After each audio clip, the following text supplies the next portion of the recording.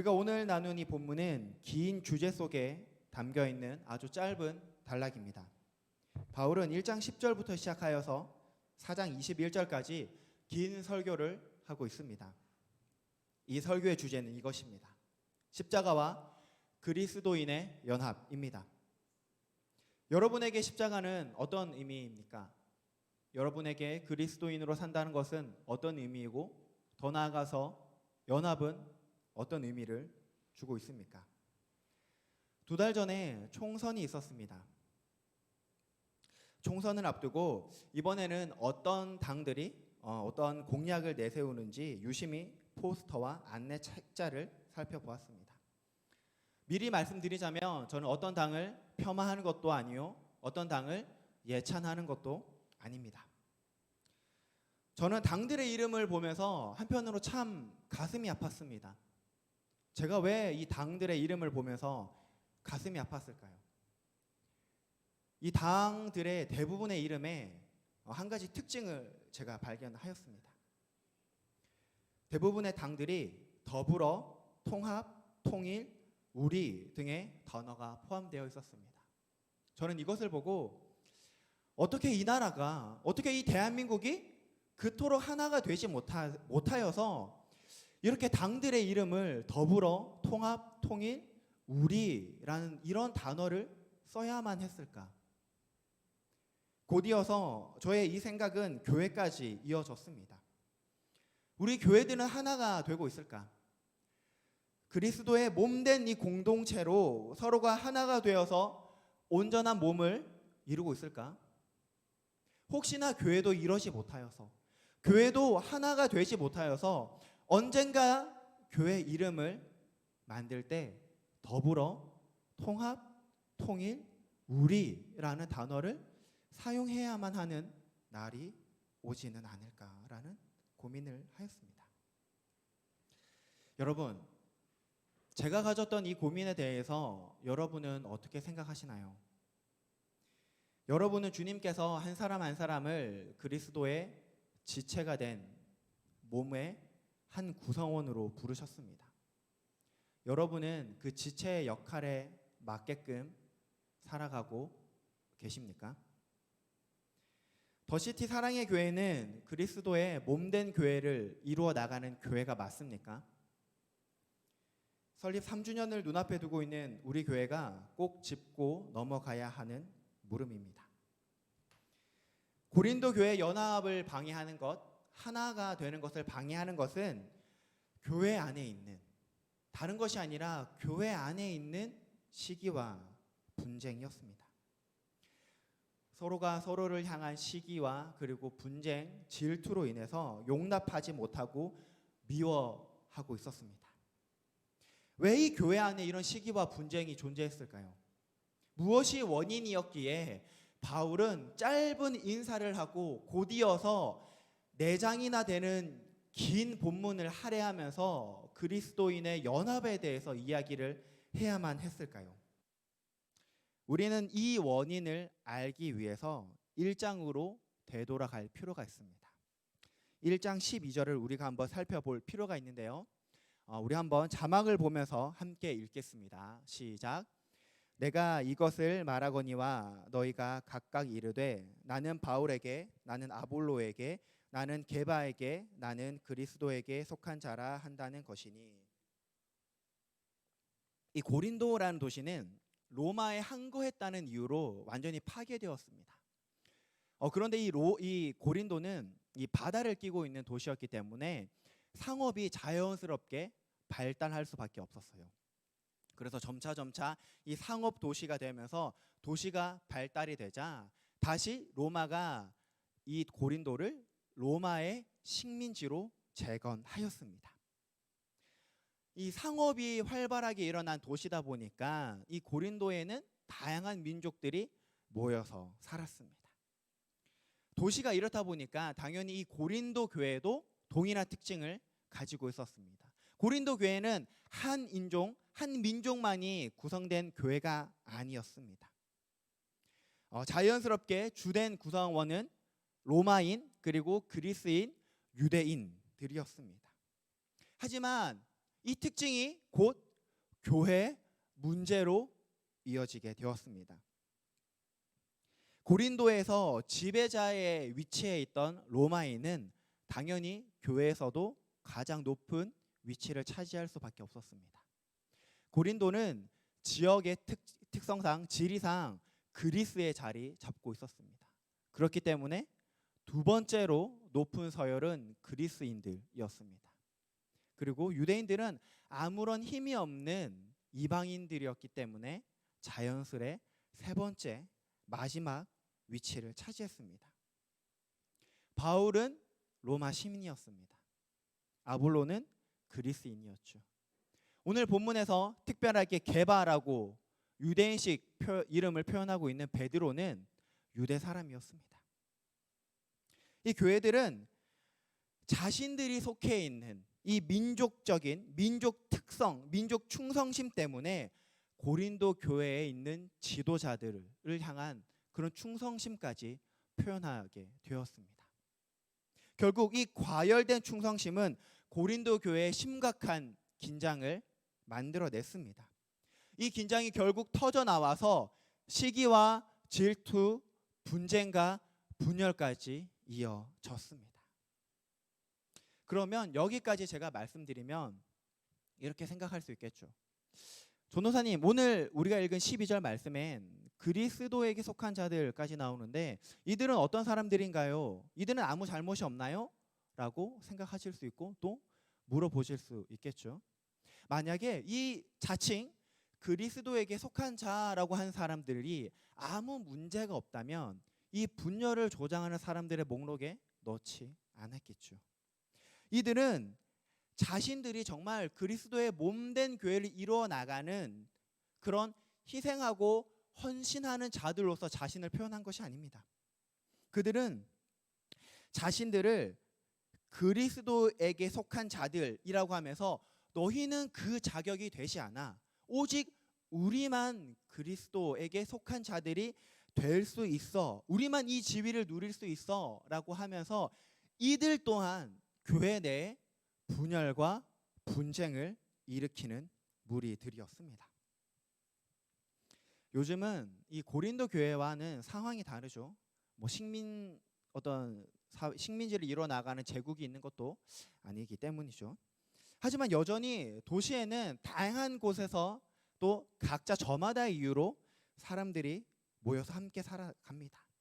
그렇기 때문에 도시에 있는 교회도 마찬가지로 여러 곳에서 온 사람들이 모입니다. 저도 타지 생활을 오래 하고 있지만은 그래서 그런지 타지에서 만난 고향 사람들은 그 누구보다 반갑습니다. 우리 교회도 저와 같은 고향을 하고 있는 분들이 참 많죠. 뭐 부산과 경상도권에서 올라오신 분들이 참 많습니다. 나이와 성별에 관계없이 그분들을 보면 반갑고 괜히 더 정이 가고 괜히 더 한마디 더 붙이고 싶습니다. 타지에서 고향 사람을 만난다는 것은 이렇죠. 더 많은 관심을 가지고 또 더 많은 신경을 쓰고 또 더 많은 친밀함을 누리고 싶습니다. 하지만 이것이 지나친다면 문제가 되겠죠. 곧 이것은 분쟁과 분열의 씨앗이 됩니다. 교회 내에 필요 없는 모임을 만듭니다. 교회 안에 있는 것이 여전도회, 뭐 다락방, 그리고 어떤 뭐 봉사를 위한 모임이면 되겠죠. 충분하겠죠. 하지만은 이들은 부산 사람이면 부산 사람들끼리, 충청도 사람끼리, 강원도 사람끼리 모여서 교회 안에서도 향후회를 만듭니다. 이 향후회를 만든 목적이 그리스도의 몸된 교회를 더욱더 아름답고 더욱더 든든하게 세워나가기 위함이 목적입니까? 아니요. 이들의 목적은 그것이 아니죠. 충청도 사람끼리 모여서 우리끼리 좀 더 친하게 지내자. 우리끼리 좀 더 이 결속력을 다져보자라는 그런 목적을 가지고 이들은 향후회를 만듭니다. 어떻게 이들이 향후회를 만들면서 그들의 입으로 우리는 그리스도의 아름다운 몸된 교회를 만들어가고 있습니다라고 이야기를 할 수 있을까요? 이런 방향성이 틀어져서 목회자나 중직자로 향하게 된다면 어떻게 될까요? 오늘 우리가 살펴본 1장 12절과 같은 사태가 교회에 일어나겠죠. 교회의 머리 대신 예수 그리스도를 자랑하는 것이 아니라 우리를 부르셔서 한 몸을 이루게 하신 하나님 아버지의 사랑을 자랑하는 것이 아니라 나와 같은 고향의 출신의 목회자와 중직자를 자랑하게 됩니다. 그리고 이것이 분열로 이어지고 이것이 지역색으로 이어진다면 아마 그 중에는 이런 이야기를 할 수 있겠죠. 역시 이 목사님은 충청도 분이셔서 그런지 뭔가가 여유가 있고 또 점잖으셔. 그분의 말씀을 들으면 뭔가 모르게 이렇게 빠져든단 말이지. 그런데 저 목사님은 경상도 사람이라 그런지 뭔가 너무 부담스러워. 집중이 되지 않아. 그리고 왜 그렇게 사투리가 심하셔? 설교 시간 때마다 뭐라고 하는지 들을 수가 없어. 이해할 수가 없어. 너무나 빠르셔. 이렇게 된다면 어느 순간 이 교회는 분쟁이 일어나고 분열이 일어나게 될 것입니다. 나는 나와 같은 교회 목회자를 칭찬하는 것이지만은 그 동시에 다른 목회자를 깎아내리고 또 그 출신 지역의 사람들을 깎아내리는 행위이죠. 여러분, 그리스도의 몸된 교회에서 나의 출신이 뭐가 중요합니까? 내가 경상도 출신인 게 중요합니까? 내가 서울 사람인 게 중요합니까? 내가 강원도 출신인 게 중요하나요? 전혀 그렇지 않죠. 이 교회 내 끊이지 않는 시기와 질투, 분쟁은 결국은 교회의 성장 저해로 이어졌습니다. 그리스도인 한 사람 한 사람이 주님 안에서 성장하여서 그리스도의 장성한 분량이 충만한 데까지 성장해야 합니다. 그래서 이 교회를 이루는 한 사람 한 사람이 모여서 그리스도의 몸된 교회를 이루어 나가야죠. 하나님 안에서 한 가족이 되어야 하죠. 하지만 시기와 분쟁은 그리스도 개개인뿐만 아니라 결국은 교회도 성장하지 못하게 만들었습니다. 고린도 교회의 시기와 질투가 얼마나 어마어마했는지 바울이 표현한 단어를 통해서 우리는 알 수 있습니다. 시기로 번역된 이 단어는 원래 이 끓다라는 단어에서 파생된 단어입니다. 번역하자면 뜨거움을 의미하기도 하지만은 열심이라는 의미를 주로 담고 있습니다. 그리고 분쟁으로 번역된 이 단어는 전쟁의 여신을 가리키는 단어이자 동시에 불화와 다툼을 의미하고 있습니다. 고린도 교회는 이 지역과 민족적 특색 때문에 그냥 단순한 사소한 오해로 이런 분쟁과 분열이 일어난 것이 아닙니다. 당신이 로마인인데 내가 유대 사람이라서 당신의 문화를 이해해주지 못했어요. 미안해요. 이런 것이 아니었죠. 격렬한 시기가 있었습니다. 끌어넘치는 미움이 있었어요. 내가 저 유대 사람을 보았을 때, 내가 저 로마 사람을 보았을 때 이 고린도 교회, 이 교인들 가운데 넘쳐나는 것이 끌어넘치는 미움이었습니다. 그래서 그 사람들을 볼 때 이 지역, 이 민족적 특색으로 모인 이 사람들이 시기하고 또 이것이 이어나서 분열을 조장하였습니다. 얼마나 심하게 다투었는지 이 교회 내에 이루어지는 이 여러 가지 문제가 결국은 세상 법정까지 이어지는 큰 문제로 발전하고 말았습니다. 이런 편을 가르고 또 거기서 서로를 향한 시기와 질투, 분쟁은 어른에게서는 찾아볼 수가 없습니다. 어린아이들에게서나 찾아볼 수가 있죠. 어린아이들을 유심히 관찰하면 한 가지 특징을 발견할 수가 있습니다. 뭐냐면 가정에서 이 형제 자매들은 꼭 이 부모님을 두고 편을 나눕니다. 엄마는 누구 편이야? 아빠는 내 편이야? 누나 편이야? 엄마는 내 편이야? 동생 편이야? 그리고 유치원이나 학교에 가서도 꼭 친구들을 편을 나눕니다. 그리고 이렇게 이야기하죠. 야, 너는 상원이 편이잖아. 너 아까 상원이랑 놀던데 우리랑 놀 생각하지 마. 저리 가. 이러면서 무리를 나눕니다. 그리고 시기와 질투는 또 얼마나 심하나요? 이 어린아이들의 이 질투는 특히 동생이 태어났을 때 쉽게 찾아볼 수가 있습니다. 그리고 동생이 태어나서 이 형제 자매가 같이 성장하는 이 과정에서 형제 자매 사이에서 이 시기와 질투는 없는 가정이 없어요. 그렇죠? 동생이 뭐 좀 좋은 거 가지면 형은 왜 동생은 좋은 걸 가지냐? 형이 무언가를 가지면 왜 동생은 이것을 가져야만 하냐라고 하면서 서로 막 싸우고 다투고 엄마 찾아와서 떼쓰고 울고불고 난리도 아닙니다. 그래서 제가 지금도 기억하고 있는 한 가지 기억이 있습니다. 제가 너무나도 억울해서 제가 속이 너무나 좁은 것 같아요. 이 생각을 하니까 아직도 기억하고 있는 것이 있는데, 한 번은 이 교회 집사님께서 하시는 이 자파점에 놀러 갔습니다. 자파점에 놀러 갔는데 똑같은 종류의 가방이 두 개가 딱 이렇게 걸려 있어요. 하나는 빨간색이고 하나는 남색이었습니다. 너무 이쁜 거예요. 너무. 그래서 어린 제가 어머니에게 저 가방이 있는데 저 빨간색 가방을 나에게 사줘. 그리고 동생은 저 남색깔 가방을 사주세요 라고 이야기를 했어요. 그리고 어머니께서 지금은 돈이 없으니까 아빠가 월급을 탈 때까지 조금만 기다려라 라고 하셨습니다. 그리고 드디어 아버지의 월급날이 되었고 그 뒷날에 바로 어머니와 함께 갔습니다. 어떤 일이 일어났을까요, 여러분? 네, 그 자리에서 동생이 자기는 무슨 일이 있어도 빨간색 가방을 사야겠다고 했습니다. 내가 먼저 저거 찜했는데, 내가 먼저 저기 침 발라놨는데. 그때부터 자파점에, 심지어 교회 집사님 가게죠, 난리 났습니다. 내가 먼저 찜했다. 아니다, 내가 먼저 찜했다. 가방을 가지고 서로 엄청 싸웠습니다. 결국 형인 제가 양보할 수밖에 없었어요. 아직까지도 기억에 남습니다. 네, 아직까지 억울해요. 내가 그 빨간색 가방을 가졌어야만 했는데.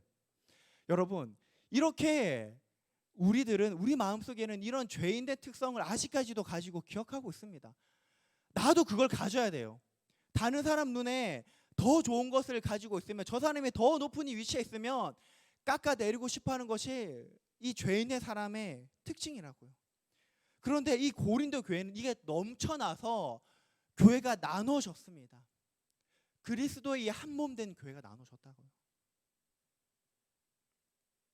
이렇게 성장하지 못하는 이 어린아이와 같은 모습을 계속해서 유지할 때 부모님은 뭐라고 할까요? 항상 싸울 때 뭐라고 할까요?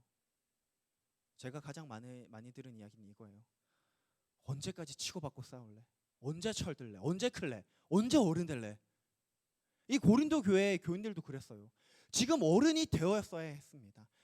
장성한 분량까지 믿음이 성장해야 되는데 지금 보니까 여전히 어린아이예요. 여전히 다퉈요. 여전히 시기와 질투, 분쟁과 분열이 끊이지 않는 이 교회를 보고 바울은 너무나 답답했습니다.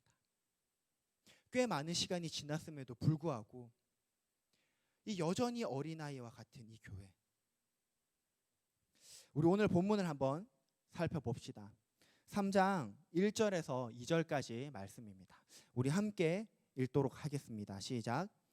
형제들아, 내가 신령한 자들을 대함과 같이 너희에게 말할 수 없어서 육신에 속한 자 곧 그리스도 안에서 어린아이들을 대함과 같이 하노라. 내가 너희를 저주로 먹이고 밥으로 아니하였노니 이는 너희가 감당하지 못하였음이거니와. 네, 지금도 여전히 너희는 밥을 먹지 못하는, 지금도 여전히 너희는 젖을 먹어야만 하는 어린아이다라고 지금 바울이 이야기를 하고 있죠. 어린아이의 모습을 이제 벗어야 나야 했는데, 그래야만 했음에도 불구하고 신령한 자들이 되어야 하는데 여전히 어린아이들과 같은 위치에 있는 이 고린도 교회였습니다. 도대체 이 신령한 자들은 어떤 사람들이었길래 바울은 이 고린도 교회를 질책하고 또 아쉬워하고 있을까요? 이 신령한 자들은 뭐 어떤 영적인 신비한 힘을 가지고 어떤 막 특별한 능력을 부리는 막 그런 사람이 아니라 그리스도인들 중에서 영적으로 성숙한 이들을 말합니다. 영적인 아비들을 뜻하죠. 믿음의 초보의 단계를 벗어나서 장성한 믿음의 분량까지 자란 이들을 말합니다. 젖이 아니라 딱딱한 음식을 먹을 수 있는 자들이죠. 그렇다면 이 신령한 자들은 육신에 속한 자들과는 또 어떻게 다를까요? 우리 한번 말씀을 우리가 한번 찾아보겠는데요. 2장 12절에서 13절까지 말씀입니다. 우리 자막이 준비되어 있으니 우리 자막을 보시면서 우리 함께 읽도록 하겠습니다. 시작. 우리가 세상의 영을 받지 아니하고 오직 하나님으로부터 온 영을 받았으니 이는 우리로 하여금 하나님께서 우리에게 은혜로 주신 것들을 알게 하려 하심이라. 우리가 이것을 말하거니와 사람의 지혜가 가르친 말로 아니하고 오직 성령께서 가르치신 것으로 하니 분별하느니라. 이들은 하나님의 영을 받은 사람들이었어요. 성령의 충만하심을 통해서 성령의 인도하심을 받고 또 항상 성령의 말씀에 귀 기울이는 사람들이었습니다. 이 사람들의 기준은 다른 것이 아니었어요. 바로 하나님의 말씀이 이 사람들의 기준이었습니다. 하나님의 은혜로 받은 것이기 때문에 자랑할 것도 내세울 것도 하나님의 은혜밖에 없는 사람들이었습니다. 십자가의 복음 외에는 자랑할 것이 없었죠. 1장 10절에서 4장 21절까지 바울은 계속해서 이야기하고 있는 것이 한 가지가 있습니다. 너희가 무엇을 자랑할 것이냐? 너희가 그 무엇을 어떻게 자랑할 것이냐? 나 바울은 아무리 생각해도 내가 자랑할 것이 오직 그리스도의 십자가, 오직 그리스도의 십자가의 복음 외에는 내가 결코 자랑할 것이 없는데 도대체 너희는 무엇을 자랑하려고 하느냐? 우리가 무엇을 자랑할 수 있겠습니까, 여러분? 여러분은 무엇을 자랑하고 그 무엇을 어떻게 자랑하기를 원하십니까? 고린도 교회에 있는 그 로마인처럼 내가 가지고 있는 명예와 권력을 이 교회 가운데 자랑하고 싶어 하십니까? 혹은 이 그리스 출신처럼 내가 가지고 있는 학벌을 자랑하는 것은 아니시, 혹은 유대 출신처럼 나의 인맥을, 나의 지연을 자랑하고 있는 것은 아닙니까?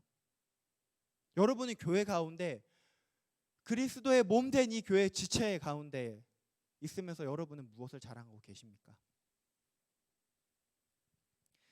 그리스도의 십자가와 그 은혜 앞에서 우리가 과연 무엇을 자랑할 수 있을까요?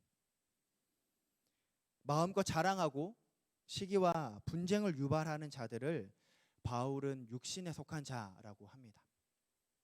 신령한 자와는 반대되는 개념이죠.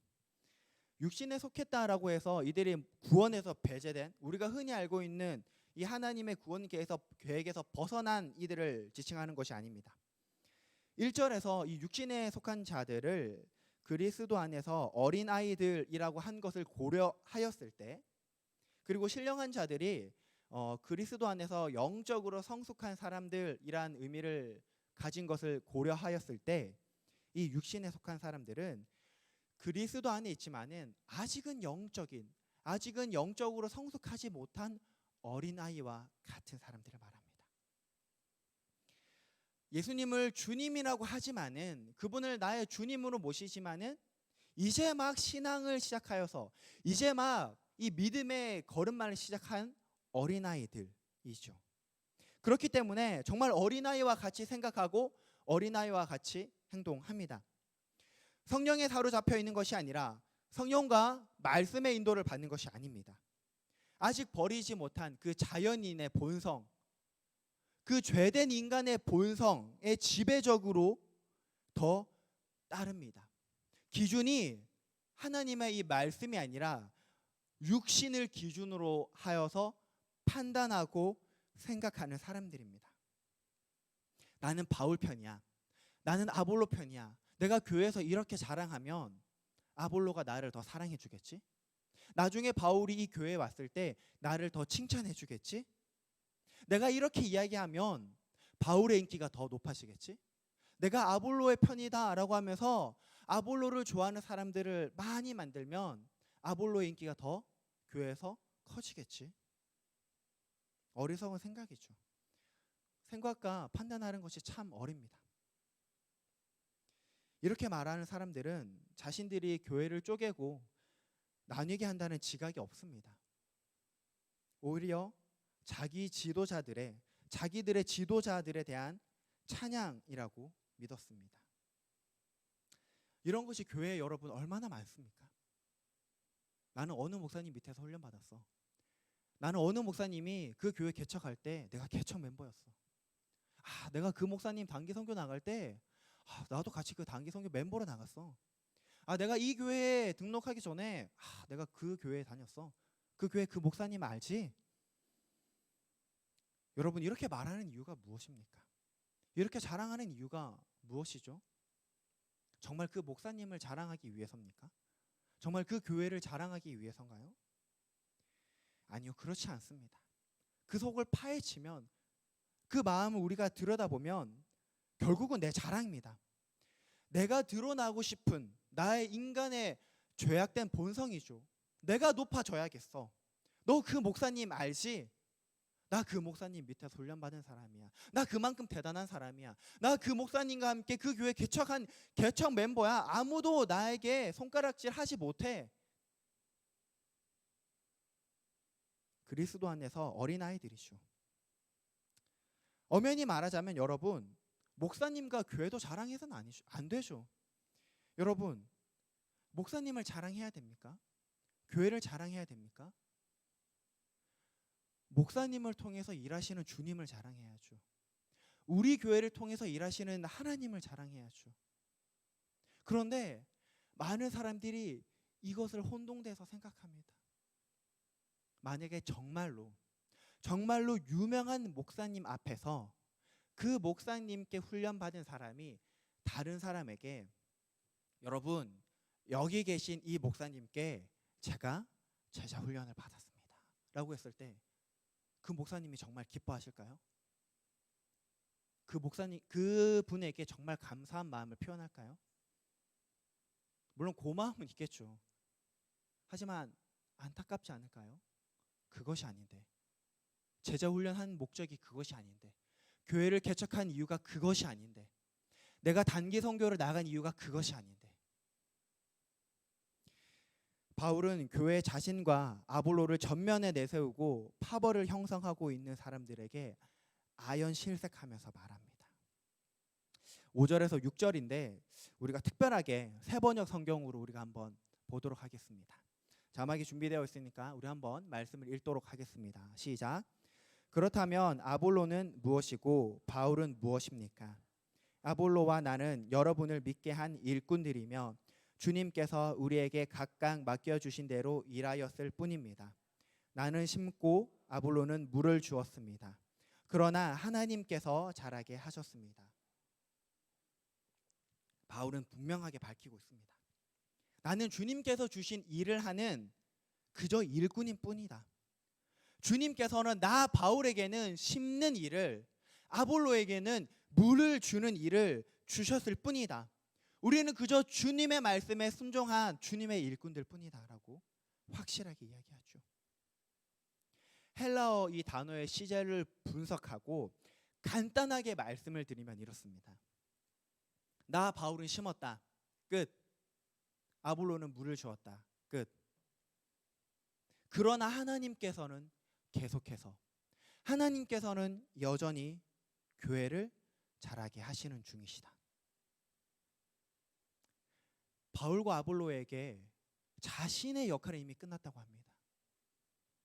자신이 일꾼으로서 해야 될 일은 이미 끝났다고 합니다. 자신이 높아지는 것이 아니라 나에게 이 일을 맡겨주시고 계속해서 교회를 하나 되게 하시고 계속해서 이 교회를 성장하게 하시는 하나님을 바라보라고 고린도 교회 교인들에게 이야기합니다. 종은 그저 주인이 맡겨주신 일에 최선을 다하고 순종하면 됩니다. 이것이 그리스도의 몸된 교회를 이루는 우리가 가져야 할 자세입니다. 저는 개인적으로 설립 3주년을 맞이하는 우리 교회에 하나님께서 참 좋은 말씀을 주셨다라고 생각합니다. 제가 오랫동안 사역을 하지 않았지만은 때로는 직접 경험하기도 하고 때로는 듣기도 하였습니다. 사실 모든 교회가 다 개척 교회죠. 그렇죠. 뭐 지금 뭐 1,000명, 2,000명 뭐 많이 모이는 교회도 뭐 시작부터 그렇게 했을까요? 시작은 뭐 작은 교회에서부터 시작하여서 점점점 커졌겠죠. 이 작은 교회가 하나님의 은혜로 점점점 커져 나갑니다. 그러면 이 교회가 성장하고 커지고 규모가 이렇게 커지면 그럴 때 하나 둘씩 고개를 드는 것이 있습니다. 바로 개척 멤버입니다. 그들이 이 고개를 들면서 이야기하는 것은 이거죠. 뭐 요즘 말로 하면 이거죠. 나 때는 말이야. 이런 푹신한 의자 생각도 못했어. 그냥 바닥에 돗자리 깔고 예배했어. 이런 오르간 이런 건반도 없었지. 아유 나 때는 땡볕에 그냥 예배했어. 선풍기가 무슨 말이야. 이렇게 에어컨 달고 아유 감사한 줄 알아야 돼. 나 때는 그 땡볕에도 나가서 파라솔도 없이 전도했어. 아유 그래서 내가 50명을 전도했지. 아이고 나 때는 이런 큰 TV도 없었어. 아유 저렇게 좋은 TV도 없었어. 아유 근데 목사님이 TV를 위해서 또 우리 좀 좋은 방송 시스템을 위해서 기도하자고 하시길래 뭐 내가 떡하니 뭐 그다음 말 안 해도 알지? 이러면서 개척 멤버들이 하나 둘 고개를 들기 시작합니다. 물론 여러분 모든 개척 멤버들이 그렇게 한다는 건 아니에요. 그 중에 자기 자랑을 하고 싶은 사람들. 내가 이 교회를 세웠다. 내가 이 교회를 세우는데 이만큼 내가 헌신을 했다. 물론 여러분 교회가 건강하고 든든하게 세워지기 위해서는 반드시 누군가의 희생은 필요합니다. 누군가가 그만큼 헌신을 해 주셔야 됩니다. 그런 헌신과 희생 위에 교회가 세워져 나가죠. 그렇죠? 그것은 인정합니다. 맞는 이야기입니다. 하지만 교회가 부흥하고 세워지는 과정 속에서 나의 희생과 나의 자랑과 나의 영광이 드러나는 것은 결코 아닙니다. 그런 일이 일어나는 교회가 될 수는 없어요. 주님께서는 바울을 통해서 우리에게 너무나도 분명하게 말씀하고 계십니다. 우리는 그저 주님께서 각 직책에 맞게 주신 그 일을 감당하고 순종하면 됩니다. 그 일에 최선을 다하면 됩니다.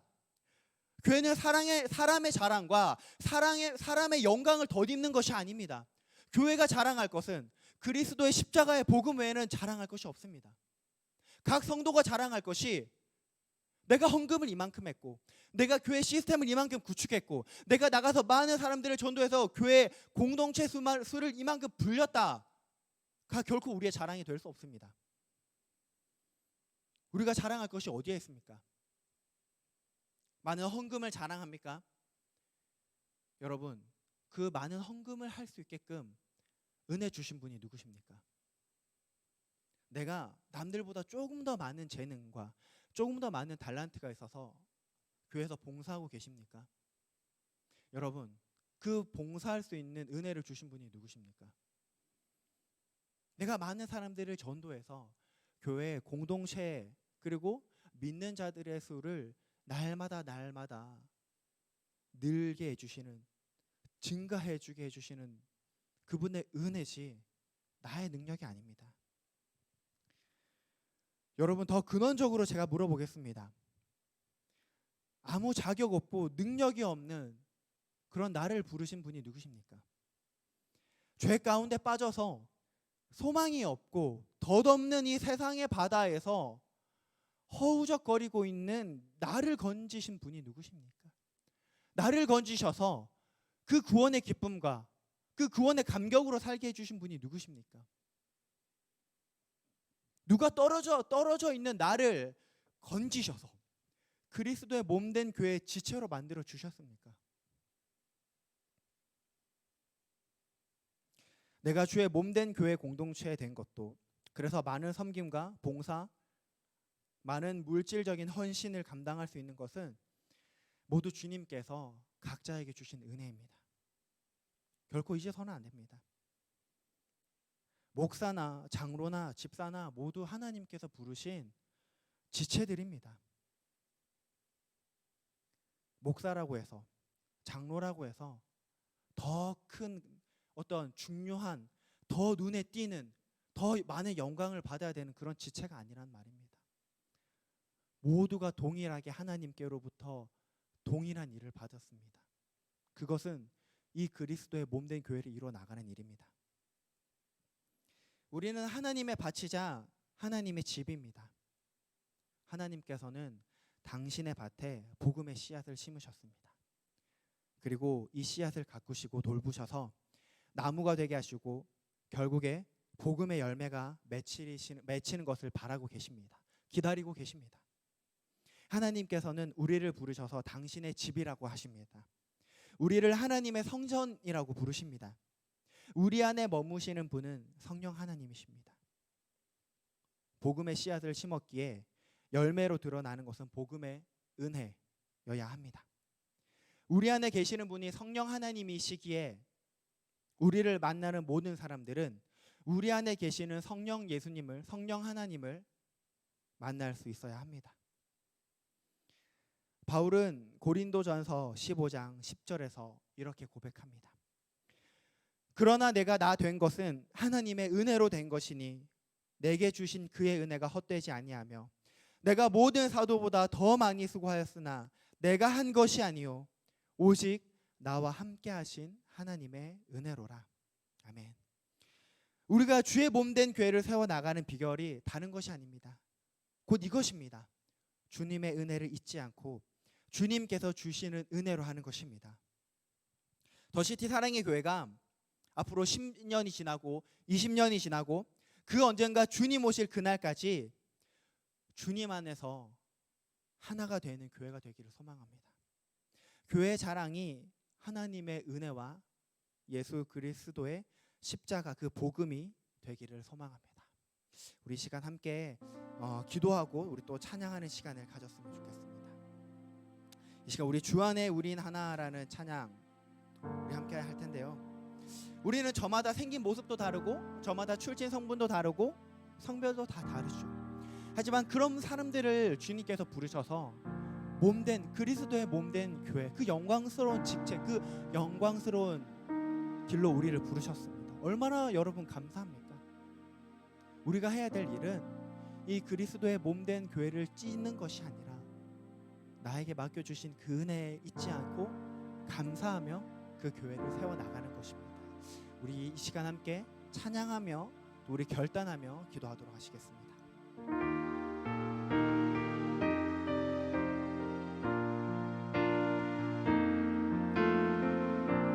주 안에 우린 하나 모습은 달라도 예수님 한 분만 바라네. 사랑과 선행으로 서로를 격려해 따스함으로 보듬어가리. 주님 우리 안에 함께 하시니 형제 자매의 기쁨과 슬픔 느끼네. 내 안에 있는 주님 모습 보네. 그분 기뻐하시네.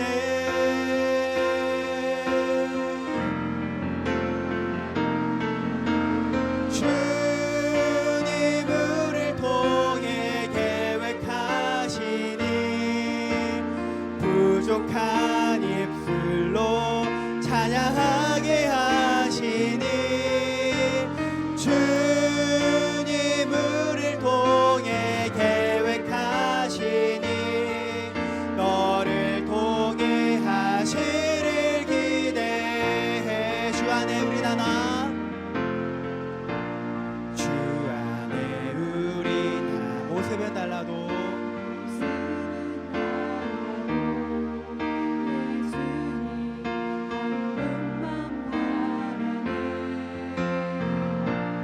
사랑과 선행으로 서로를 격려해 따스함으로 보듬어가리. 주님 우리 안에